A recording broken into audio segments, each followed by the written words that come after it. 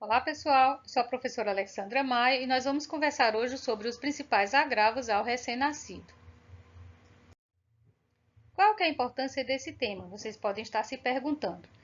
Eu lhes digo que é muito importante, porque, por exemplo, nessa publicação de 2023, em um site de grande circulação, que foi uma publicação referente a uma notícia da ONU, 5 milhões de crianças morreram com menos de 5 anos no ano de 2021. E quase metade dessas crianças, 2,3 milhões de mortes, ocorreram no primeiro mês de vida, ou seja, um período muito crucial na vida da criança, né, que tem um impacto muito grande na mortalidade infantil, tá? E mais da metade desses óbitos, segundo estudos aqui realizados no Brasil, eles seriam reduzidos por atenção à mulher na gestação, ao parto ou ao recém-nascido. No caso desse estudo, seriam óbitos em crianças menores de 1 ano. Ou seja, no caso de reconhecer e intervir os principais agravos no recém-nascido, é muito importante a fim de evitar o óbito ou sequelas permanentes. Então, é um período muito vulnerável na vida de uma criança, de uma pessoa, esse período do recém-nascido, né? O período de vida neonatal, ok? Quais vocês acham que são as principais causas de mortes evitáveis no Brasil? Baixo peso ao nascer, asfixia ou prematuridade? Eu digo para vocês que as três causas são muito importantes e nós vamos falar um pouco sobre essas causas aqui nessa aula. Antes da gente começar a falar dos agravos propriamente ditos, é muito importante algumas definições. E a primeira delas é recém-nascido. O que é recém-nascido? O recém-nascido é a criança com idade compreendida entre o nascimento até o 28º dia de vida. Então, quando eu falo de uma criança que tem de 28 dias para baixo, eu estou falando de um recém-nascido. Quando eu falo de uma criança que tem de 29 dias para frente, eu estou falando de um lactente. E aí tem o lactente, o pré-escolar, escolar, que são aquelas definições da pediatria, tá? Então, recém-nascido é essa faixa etária, que é uma faixa etária, como eu falei para vocês, muito importante. É muito vulnerável essa fase e essa fase é muito relacionada hoje em dia à mortalidade infantil, tá? Existe uma classificação também quanto ao peso ao nascer, né? Quanto à idade gestacional e o peso para a idade gestacional, que nós vamos falar agora. Quanto ao peso ao nascimento, a criança com peso considerado normal é aquela que nasce de 3 quilos para cima. O peso abaixo de 3 quilos e acima de 2.500, que nós chamamos de peso insuficiente. Abaixo de 2.500 e acima de 1.500, baixo peso. Abaixo de 1.500 e acima de 1.000, muito baixo peso. E abaixo de 1.000 gramas, nós chamamos de extremo baixo peso. Vocês podem estar se perguntando, professora, eu preciso decorar isso para a prova? Não, eu não digo que eu quero que vocês decorem isso para a prova, mas eu quero que vocês assimilem que o peso 2.500 é um ponto de corte muito importante, porque os estudos mostram que crianças que nascem com peso abaixo de 2.500 têm 20 vezes mais chance de óbito do que crianças que nascem acima de 2.500. Prematuro também, as classificações de prematuridade são muito importantes, tá? Porque o recém-nascido de termo é aquele bebê que nasce acima de 37 semanas. O que nasce abaixo de 37 semanas é acima de 34, a gente chama de pré-termo tardio. Abaixo de 34, acima de 32, pré-termo moderado. Abaixo de 32, acima de 28, muito pré-termo. E abaixo de 28, o extremo pré-termo. Esse conceito é importante no sentido de que você deve saber que quanto mais prematuro, maior o risco de óbito e sequelas graves. Então, também é muito importante a gente reconhecer que o bebê prematuro é um bebê que inspira muito mais preocupações e cuidados em relação ao bebê a termo. Então, baseado nisso que nós acabamos de falar, qual seria a classificação de um recém-nascido pesando 1,20 kg, que é esse dessa foto, e a mãe com ultrassom precoce que mostrou 27 semanas de idade gestacional? Você consideraria um bebê com peso adequado e a termo, um bebê com muito baixo peso e pré-termo extremo, ou extremo baixo peso e pré-termo extremo? Nós diríamos que é um bebê de muito baixo peso, porque ele pesa abaixo de 1.000 gramas, e é um bebê pré-termo extremo, porque é abaixo de 28 semanas, conforme nós vimos na classificação. Então, é um bebê que deve ser muito bem avaliado e muito bem cuidado, porque é um bebê que tem um alto risco de óbitos e sequelas permanentes. Vocês devem ter observado que esse bebê ele estava envolto num saquinho. Nós vamos falar já daqui a pouco sobre esse saquinho, ok? Bom, existe também a classificação do peso para a idade. Existe o PIG, que é o pequeno para a idade gestacional, que é aquele que está abaixo do percentil 10 no gráfico, o adequado para a idade gestacional, que é o AIG, que está entre o P10 e o P90, e o GIG, que é aquele bebê que nasce com peso acima do percentil 90, certo? De classificação. E essa aqui é a tabela. E nós vamos ter como exemplo o seguinte: um bebê de 40 semanas pesando 2,2 kg, qual é a classificação que você diria? Bom, a gente vai fazer o seguinte: 40 semanas e pesou 2,2 kg. Ele está abaixo do percentil 10, ou seja, é um recém-nascido considerado PIG, pequeno para a idade gestacional, e é um bebê que deve ser considerado como maior risco neonatal. É um bebê que deve ser ter uma atenção maior e um cuidado maior, ok?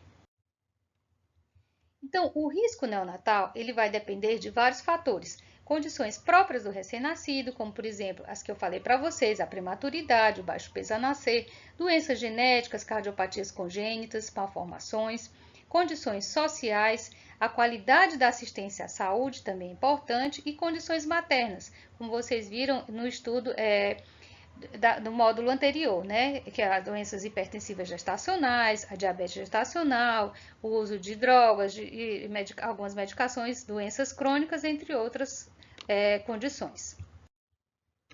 Esse é o exemplo de um cartão de pré-natal, então é muito importante, esse cartão ele já vai dizer para a gente alguns dados que vão ser importantes para a gente avaliar esse risco neonatal, certo? Aqui é um exemplo de um cartão de uma gestante, que ela é O positiva, e ela fez aqui os 2 VDRLs negativos, a hepatite B dela foi negativa, a sorologia para toxoplasmose, a urocultura negativa. Ela fez, segundo esse cartão aqui, 8 consultas de pré-natal. Aparentemente, é uma gestante que tem um risco um pouco mais baixo, sendo que essa tipagem sanguínea dela é O positiva, a gente vai ver mais lá na frente. Se o bebê for do grupo sanguíneo A ou B, ela já tem aí um risco, ele já ganha um risco de icterícia por incompatibilidade ABO. A gente vai ver mais lá na frente um pouco. Então, toda vida que o bebê chega na maternidade é preenchida uma ficha. Esse é o exemplo de uma ficha de uma maternidade pública aqui de Fortaleza, onde essa ficha ela tem os antecedentes familiares, a história obstétrica, dados do pré-natal, as patologias na gravidez e resultados de exame. Então, essa ficha é para facilitar a identificação de fatores de risco do bebê no período neonatal. Bom, aí você está de plantão na UPA e chega uma mulher com dor embaixo do ventre e dá à luz imediatamente a um feto de 800 gramas, chorando. A mãe afirma que não sabia que estava grávida. Vocês podem pensar, nossa, isso aí é uma situação muito fictícia.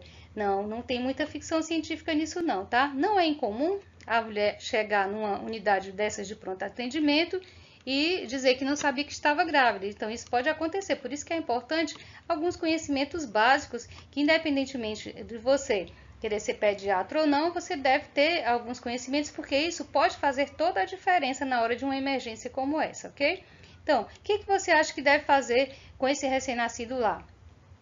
Você deve fazer o contato pele a pele e o clampeamento no mínimo de 1 minuto para aquele bebê, ou você deve levar logo esse bebê para uma mesa de reanimação sem enxugar e envolver esse bebê em um saco plástico? O que vocês acham? A resposta é levar para uma mesa de reanimação sem enxugar e envolvê-lo em um saco plástico. Aí você deve estar pensando, um saco plástico, o menino não vai ficar sufocado não, né? Bom, vamos falar um pouquinho mais sobre isso. Eu vou contar para ilustrar para vocês essa história de uma bebê que nasceu na Inglaterra, certo? E foi salva por um saco de sanduíche, né? Segundo essa reportagem, né, da BBC. E era uma bebê que nasceu com 500 gramas, quer dizer, o extremo baixo peso ao nascer. E é uma bebê prematura extrema também, né? E na hora lá, ela foi envolta no saco plástico, porque essa é uma medida muito importante, porque o bebê prematuro, ele nasce com o controle termorregulador muito deficiente. Então, é um bebê que tem muita hipotermia, e a hipotermia é um dos agravos que podem ter, né, mais um fator de risco para aquele bebê. Então, quando ele nasce, ele imediatamente deve ser envolto em um saco plástico, deve cobrir a cabecinha desse bebê e deve ser garantida a sua via aérea, certo? essa bebê ela sobreviveu, está bem aí, conforme nós podemos observar nessa foto. Bom, e as causas de prematuridade? Quais seriam? A maioria das causas de prematuridade são desconhecidas, tá? Mas algumas condições são conhecidas e a gente pode intervir de acordo com algumas medidas. Por exemplo, condições como a Covid-19, infecção do trato urinário e a sífilis e algumas comorbidades, elas estão relacionadas ao trabalho de parto prematuro. Então, a gente pode, sim, agir orientando a gestante para a vacinação da Covid-19, tratando infecção urinária, tratando a sífilis. Isso aí vai ter uma repercussão diminuindo o risco de prematuridade. Algumas condições econômicas, como a raça negra, adolescente e idade avançada. Algumas condições obstétricas, como a pré-eclâmpsia, incompetência istmo-cervical e a história anterior de trabalho de parto prematuro, certo? Então, tudo isso são causas que podem estar relacionadas à prematuridade. As consequências. Existem inúmeras consequências. Consequências a curto, médio e longo prazo. A consequência, talvez uma das principais, é a chamada síndrome do desconforto respiratório do recém-nascido, tá? Que nós vamos já falar um pouquinho sobre ela. A infecção e a sepse. Então, a gente é só imaginar que o bebê, quando ele nasce prematuro, ele nasce com um risco maior de infecção, porque o seu sistema imunológico ainda não deu tempo de desenvolver totalmente, né? As hemorragias cerebrais, porque também a vascularização, o seu cérebro, o sistema nervoso central, as artérias não têm ainda todas as suas camadas bem preparadas, então o próprio sistema nervoso central não está ainda totalmente desenvolvido, então existe um risco maior de hemorragias cerebrais, tá? E ao longo prazo, podem esses bebês evoluir com paralisia cerebral, com perdas visuais e auditivas, transtorno do espectro autista também. Alguns trabalhos mostram que existe relação com a prematuridade, ok? A síndrome do desconforto respiratório, ela é uma injúria causada pela prematuridade, então o pulmão também nasce antes da hora, nasce imaturo. E além dessa imaturidade do pulmão, existe uma toxicidade causada pelo oxigênio por um tempo mais prolongado, e isso leva a uma doença chamada síndrome do desconforto respiratório. Eu acho o nome pouco criativo, mas é o nome que se dá essa doença. Antigamente se chamava doença da membrana hialina. A radiografia acima que vocês estão vendo é uma radiografia normal, e abaixo vocês estão vendo uma radiografia típica da síndrome do desconforto respiratório, onde nós temos um padrão que chamamos de vidro fosco ou vidro despolido, né? O pulmão bem esbranquiçado e com algumas áreas mais escuras que nós chamamos de broncograma aéreo. E esse é o raio-x típico, só para ilustrar também. E no caso aqui, só para vocês lembrarem um pouco da parte da embriologia, é que somente em torno de 26 semanas é que existe a fase sacular e a produção de surfactante. Então, o surfactante começa a ser produzido lá em torno da 26ª semana. E ele termina lá pela 36ª semana é que ele está mais maduro. Com 37 semanas o pulmão está totalmente maduro. Então, o bebê que nasce, quanto mais precoce, o pulmão dele está mais imaturo e a produção de surfactante ela é bem menor. O surfactante ele é muito importante para manter a tensão superficial dentro do alvéolo, de modo que o alvéolo, quando o bebê chora, eles se abrem, né? O surfactante permite isso. Então, se o bebê tem pouco surfactante, esse alvéolo ele não vai conseguir se abrir na hora que o bebê chora, e por isso é muito importante essa questão do amadurecimento pulmonar, de modo que ele venha a abrir e o recém-nascido comece a respirar e haja a troca de oxigênio, certo?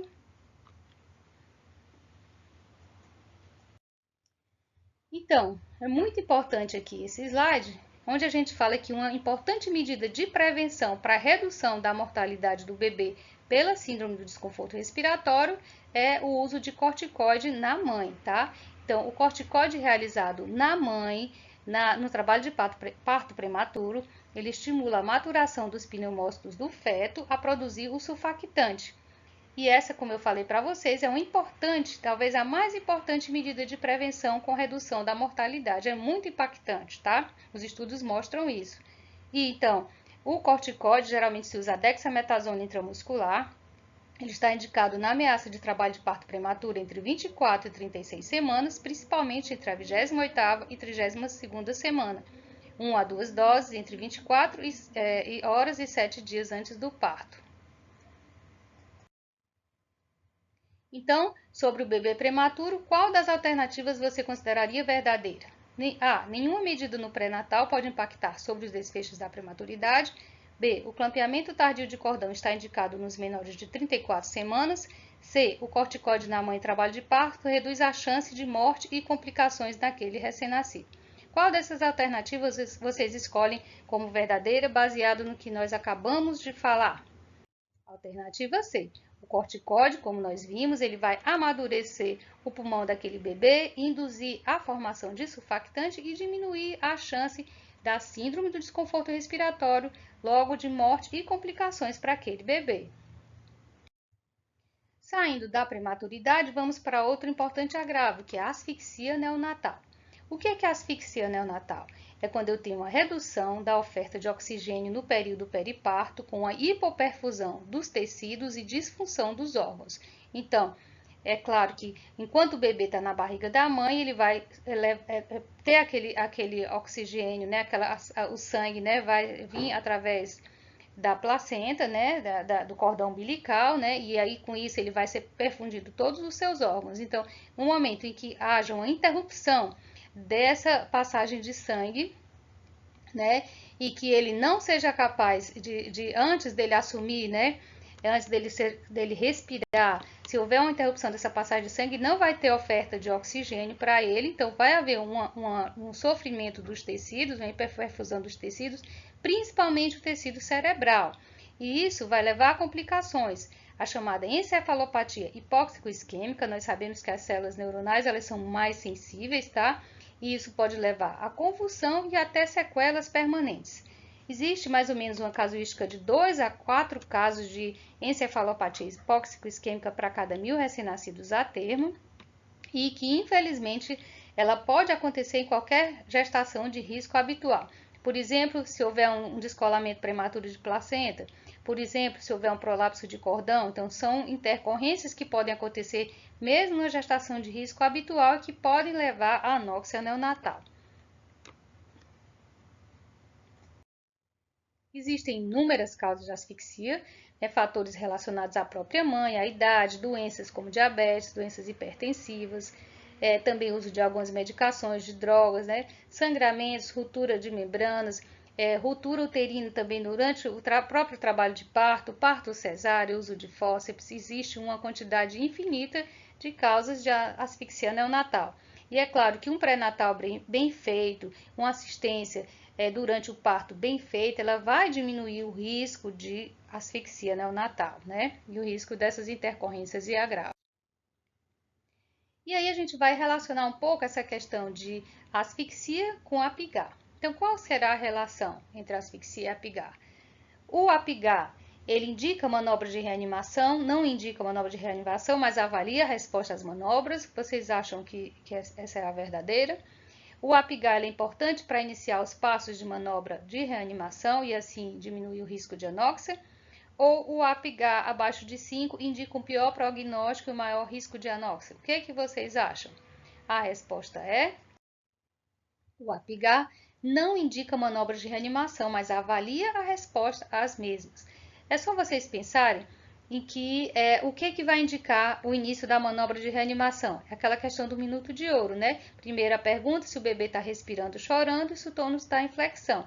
Se isso for não essa resposta, você vai fazer o clampeamento imediato de cordão e iniciar aqueles primeiros passos até que, se ele não responder, ele vai ter as manobras de reanimação neonatal. Então, isso é importante porque você tem que garantir a oferta adequada de oxigênio para ele, de modo que ele não tenha esse prejuízo e não tenha aquela sequela, né?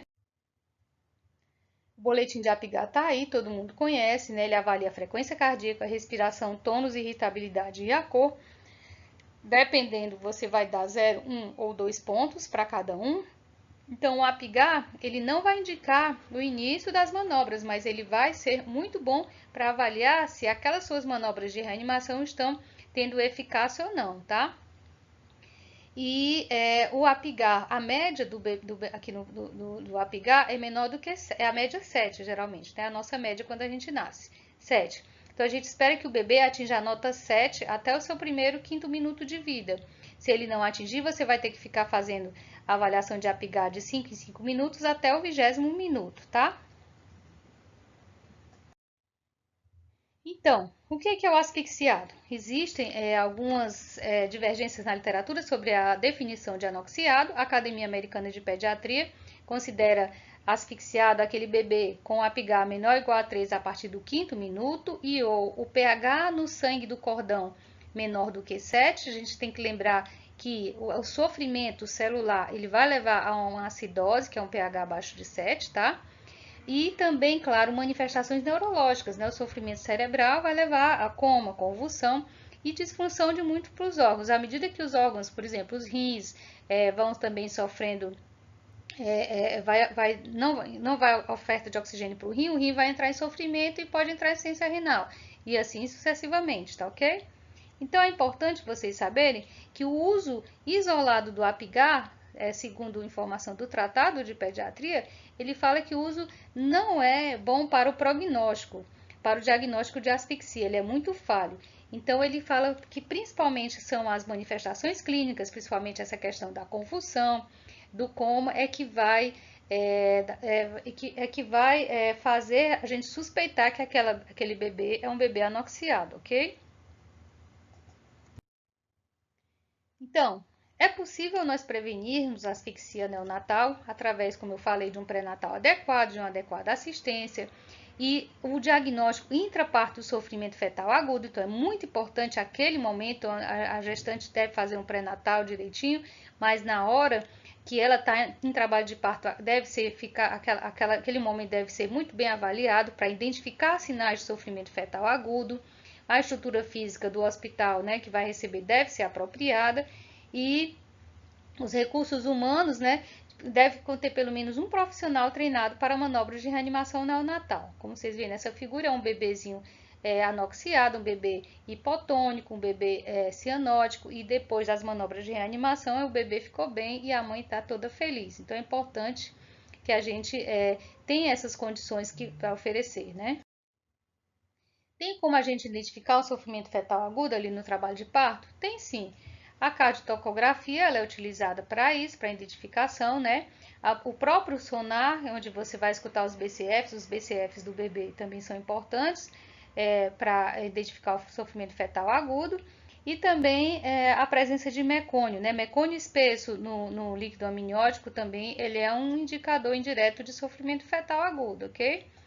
E aí, essa aqui é a foto de um bebê em sofrimento fetal agudo, né? O bebê que aspirou um bebê com mecônio. E o mecônio ele é importante não só como indicador de sofrimento fetal agudo, mas também o mecônio ele é importante porque se aspirado, ele pode dar um problema no pulmão do bebê chamado síndrome da aspiração meconial e que isso pode levar também à hipertensão pulmonar persistente, complicações outras também no futuro, ok? Então, você vê o exemplo de um bebê com mecônio nas unhas, nas orelhas, né, na face. Então, é um bebê que está impregnado de mecônio espesso, um bebê em sofrimento fetal. Saindo da parte de anóxia, vamos para a parte de icterícia. E agora nós vamos falar de icterícia patológica, tá? Icterícia é a cor amarelada da pele mucosa, como vocês já sabem, tá? E ela é provocada pelo acúmulo de bilirrubina no sangue e nas mucosas. A resposta é o bebê com 12 horas de vida, mãe O negativo e RNA positivo. Então, aqui é uma icterícia precoce, com menos de 24 horas de vida, e aqui existe um risco importante da incompatibilidade RH, né, já que ele é O e a mãe é A positivo, e também a BO. Para a gente entender melhor, nós vamos falar um pouco sobre o metabolismo da bilirrubina, ok? Nós sabemos que a bilirrubina ela vem como resultado da degradação das hemácias, em que no recém-nascido o tempo de sobrevivência dessas hemácias é menor, em torno de 60 a 70 dias. Essas hemácias elas vão morrer principalmente no baço e lá vai haver, quando elas morrem, né, a degradação da hemoglobina, ela vai sofrer a ação das enzimas da hemioxigenase, bilirrubina redutase e aí vai haver a formação da bilirrubina. Essa bilirrubina ela vai circular junto com a albumina né? E nós chamamos de bilirrubina indireta ou não conjugada, e ela vai entrar no fígado e ela vai sofrer o seu processo de metabolização. No fígado, ela vai sofrer a captação, ela vai entrar no fígado, vai sofrer a conjugação, que é a ação de uma enzima chamada UDP-glicuroniltransferase, e essa enzima vai transformar a bilirrubina indireta em bilirrubina direta. Esse é o processo de conjugação. E na forma de bilirrubina direta, ela vai ser excretada para a vesícula biliar e aí depois ela vai cair na via biliar. Da via biliar, ela vai cair no duodeno, certo? E no duodeno, ela vai sofrer a ação de bactérias e vai se transformar na urobilina, certo? E no urobilinogênio, desculpa. E o urobilinogênio, ele vai ser transferido, ele vai ser convertido na urina, né? E vai se transformar, o urobilinogênio vai se transformar em urobilina, né? Na urina e vai dar a coloração amarelada da urina. E lá na parte do intestino grosso vai sofrer a ação das bactérias e vai se transformar em estercobilina, que vai dar a cor amarronzada das fezes, tá? Então, também no duodeno, ocorre a desconjugação da bilirrubina e ela vai aumentar na sua forma livre e ela volta para o fígado nessa forma indireta. Chamamos de circulação enterohepática, certo? Então, o acúmulo de bilirrubina pode ser sim um problema, pode ser sim um grande problema, tá? E as principais consequências da icterícia patológica são, se for a hiperbilirrubinemia direta, lesão no fígado. Então, um bebê com hiperbilirrubinemia direta, ele pode até um bebê pode sofrer até cirrose e ser necessário até um transplante hepático, como ocorre, por exemplo, no caso de uma doença chamada atresia de vias biliares extrahepáticas, onde ele tem a síndrome colestática, o acúmulo de bilirrubina direta no fígado, e a hiperbilirrubinemia indireta, que, por causas que nós vamos já discutir, podem causar lesões cerebrais e sequelas permanentes. Bom, a principal complicação da hiperbilirrubinemia indireta é uma condição chamada encefalopatia bilirrubínica. Inicialmente, o bebê vai apresentar um choro débil, né? Sucção débil, um choro fraco, e aí esse bebê vai ficar mais hipotônico, mais sonolento, e com o tempo ele vai começando a ficar mais irritado, ele pode ficar com essa posição arqueada chamada opistótono, e é um bebê que pode evoluir com convulsão e coma e óbito, certo? Isso ocorre devido à impregnação da bilirrubina indireta nos núcleos da base, certo? E a longo prazo pode haver uma sequela chamada kernícteros, né, que é quando o bebê vai sofrer uma lesão cerebral irreversível e aí ele vai ter espasticidade, ele vai ficar com paralisia, ele não vai mais, vai ter cegueira, vai ter retardo mental. Então, são situações muito graves, são condições muito graves em que se o bebê ele sobreviver, ele pode apresentar sequelas graves de uma hiperbilirrubinemia indireta. Então, é muito importante que vocês saibam reconhecer a icterícia patológica e suas complicações de modo a prevenir, né, identificar logo essa situação de risco e agir, né? Então, as principais condições que vão falar a favor de icterícia patológica e precisa de imediatos cuidados é a icterícia que surge nas primeiras 24, 36 horas de vida, principalmente nas primeiras 24 horas de vida, que nós chamamos de icterícia precoce. Então, quanto mais cedo, mais perigoso, mais grave. E a icterícia é que quando o nível de bilirrubina ultrapassa 12 mg por decilitro, que é aquela icterícia zona 3, tá? Então, é muito importante que a gente vai já ver o que é a zona 3, que você abra a fraldinha do bebê para ver abaixo do umbigo dele. Se a icterícia alcançou, foi para baixo do umbigo, foi para debaixo da fraldinha, então baixou, você sabe que está na zona 3, então é um bebê que precisa ter mais cuidado com ele. E também é importante você avaliar os fatores de risco, né? A prematuridade, o risco de incompatibilidade ABO-RH, dentre outros, porque essa identificação é importante porque esse bebê ele não pode ter alta se tiver algum risco para ele de hiperbilirrubinemia, porque vocês já viram que as sequelas são muito graves. Então, as principais causas são a incompatibilidade RH e ABO, né? Na incompatibilidade RH, tanto na ABO, por exemplo, no RH, tudo é questão de antígenos e anticorpos. Então, no RH negativo, a mãe não tem o antígeno DU, é negativo para esse antígeno D, o antígeno DU, que eu vou chamar de DU, tá? E no O, a mãe não tem o antígeno A nem B, por isso que ela chamamos grupo O. Então, quando ela entra em contato, o sangue da mãe, com o antígeno do bebê, que é o DU positivo, ou A ou B, ela vai produzir anticorpos que vão passar a placenta e vão lá para o sangue do bebê. E quando o bebê nasce, vai ocorrer uma hemólise muito grande, então vai haver uma destruição maior dessas células, dessas hemácias que foram sensibilizadas, tá? E essa quebra maior de hemácias, né, vai ter muito mais substrato para muito mais bilirrubina indireta, ok? Por isso que a hiperbilirrubinemia indireta é a incompatibilidade materno-fetal.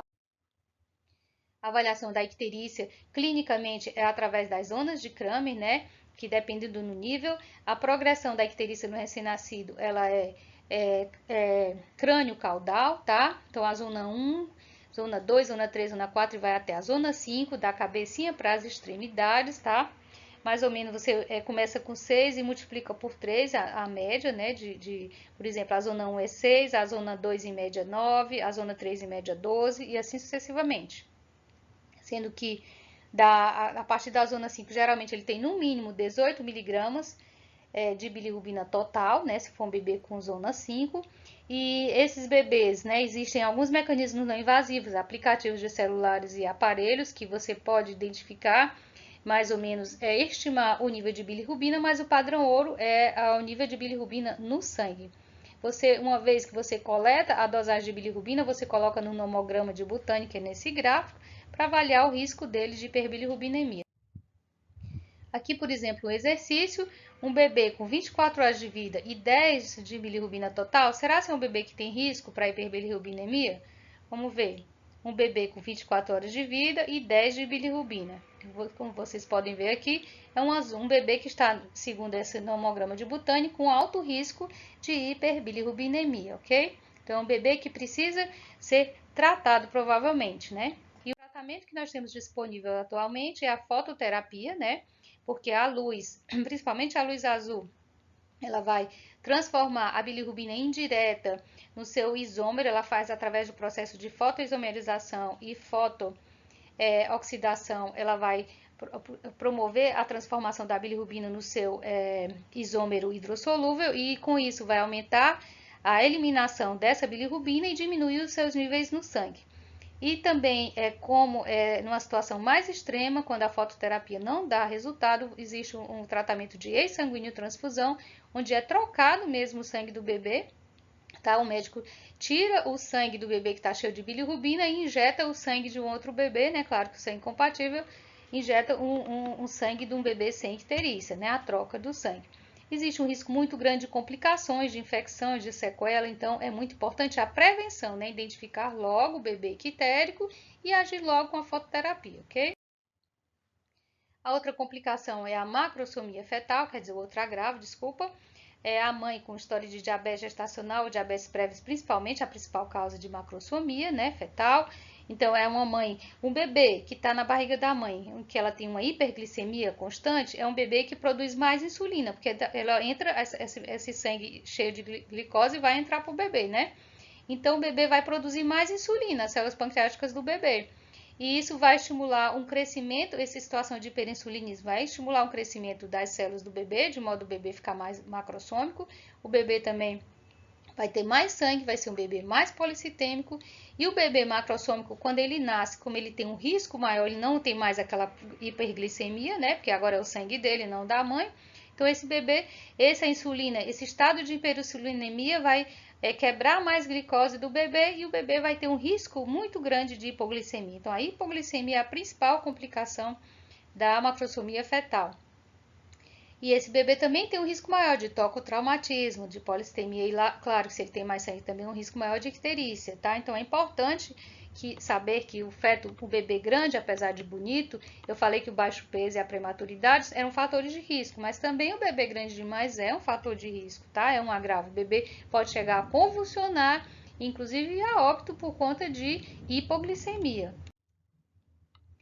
Uma imagem interessante que eu queria mostrar para vocês é um agravo que não é comum mais, que é importante que vocês reconheçam, que é a mielomeningocele, que é a espinha bífida, né? Associada à deficiência de ácido fólico. Esse bebê ele tem um risco maior de meningite, porque as meninges deles estão expostas, né? Um risco maior de hidrocefalia, de complicações urinárias, porque ele acaba tendo também bexiga neurogênica. Então é importante vocês reconhecerem a mielomeningocele. Algumas infecções de pele também devem ser mais investigadas, né? A presença de impetigo, né? Cuidado para não confundir com eritema tóxico. O impetigo são lesões bolhosas, né? E à medida que elas vão estourando, elas vão ficando, deixando algumas marcas melicéricas, tá? E o impetigo é uma infecção por uma bactéria chamada Staphylococcus aureus e pode levar a uma complicação, como essa da foto que vocês estão vendo, um bebê com a chamada síndrome da pele escaldada estafilocócica, né? É uma infecção muito grave, né? Um alto risco de mortalidade esse bebê, tá? Além do sofrimento muito grande, né? É importante identificar e tratar com pomada de antibiótico quando é pequeno. Quando é mais extenso o impetigo, você vai fazer antibiótico oral. E se for a síndrome do choque tóxico da pele escaldada estafilocócica, você vai fazer antibiótico endovenoso no hospital com maiores cuidados. A onfalite também é uma outra infecção, que é a infecção do coto umbilical. Ela é mais comum no bebê de baixo peso, nas mães com infecção. Você vai ter que avaliar também se no exame do coto umbilical tem secreção purulenta ou dor fétido e se existe uma hiperemia muito grande ao redor do umbigo. Existe um risco de facete necrotizante, sepse e óbito, então o coto umbilical do bebê também deve ser avaliado com cuidado numa visita de alojamento conjunto, ok? E para finalizar, vamos falar um pouquinho sobre a conjuntivite, que é um outro agravo, tá? Existe a mais comum, que é a conjuntivite química, causada pelo nitrato de prata a 1%, que surge cerca de 1 a 2 dias e geralmente ocorre a hiperemia conjuntival leve. É autolimitada, você prescreve geralmente só uma limpeza com soro fisiológico, o bebê fica bem, sem nenhuma complicação. Então, o nitrato de prata, ele foi usado durante muito tempo e ainda é usado, disponível nos hospitais públicos para a prevenção da conjuntivite gonocócica, como nós vamos ver adiante, tá? Então, existe até uma certa polêmica para o não uso do nitrato de prata, por conta justamente dessa conjuntivite química que ele causa, mas eu vou falar um pouco mais na frente sobre a conjuntivite gonocócica e vocês vão pensar aí se é melhor não fazer ou fazer alternativas, ok? Existe a conjuntivite causada pela Chlamydia trachomatis, que dura de 5 a 14 dias, tem muito edema, hiperemia e secreção e tratamento é com antibiótico oral. E existe a mais temida, que é a conjuntivite gonocócica, que é de 2 a 5 dias, geralmente ela começa em 2 a 5 dias. Existe muito edema, equimose e pus, pode haver ulceração de córnea e cegueira, e o tratamento tem que ser com antibiótico endovenoso. Então eu digo para vocês que a conjuntivite gonocócica, ela pode ser assintomática, a conjuntivite não, a gonorreia na mãe, ela pode ser assintomática, então a mãe pode ter gonorreia e não saber. Então o gonococo pode ficar lá, inclusive ele pode ascender por via, não precisa nem ser parto normal, existe, claro, um risco maior pelo parto normal, mas até no parto cesáreo pode acontecer a contaminação pelo gonococo, né, mais raro, mas pode. Então é muito séria a conjuntivite gonocócica, né, pode levar o bebê à cegueira. Então, isso que eu queria dizer para vocês, é que essa questão de não usar colírio no bebê quando ele nasce, a não prevenção da conjuntivite gonocócica, para mim é uma coisa fora de questão. Porque o risco, o risco de conjuntivite química, que é autolimitada, né, é muito menos, o benefício de proteger contra a doença gonocócica, que é uma doença que pode cegar o bebê, é muito maior do que o risco de uma conjuntivite química, que é autolimitada. E aí a gente não vai orientar que deixe de usar o colírio, né? O que a gente vai tentar, o que se tem tentado hoje em dia, inclusive o governo tem tentado, né, o Ministério da Saúde orientar a substituição do nitrato de prata pela pomada de eritromicina ou tetraciclina, ou principalmente o colírio de iodo povidona a 2,5%, né? Então, é isso que tem se instituído hoje na prevenção da conjuntivite gonocócica. Então, não é não usar colírio, é substituir o nitrato de prata por outras alternativas, né? Bom, E era isso que eu tinha para dizer para vocês, né? Então, segundo a OMS, todas as mulheres grávidas e recém-nascidos devem receber cuidados de qualidade durante a gravidez, o parto e o período neonatal, pós-neonatal, desculpa. Então, é isso que eu tinha para falar para vocês, certo? É muito importante que vocês aprendam a reconhecer esses agravos, né? Com isso, com esse reconhecimento, vocês vão ser capazes de intervir precocemente e evitar uma mortalidade tão alta, né, nesse período, né? Um período tão frágil e tão importante, né? Em que qualquer intercorrência pode interferir no resto da vida daquela criança, né? Existe um trauma muito grande para a mãe, para a família, a perda de um recém-nascido, né? E as sequelas de um recém-nascido que sofreu por uma intercorrência e que poderia ter sido intervido mais precocemente, então isso aí é uma sequela que vai ficar para a vida toda. Então, por isso que eu quero dizer para vocês que essa aula é muito importante, reconhecer esses agravos é muito importante. Vocês reconhecendo precocemente uma situação dessa, vocês podem ser verdadeiros heróis na vida daquele bebê, né? O resto da vida dele, ok?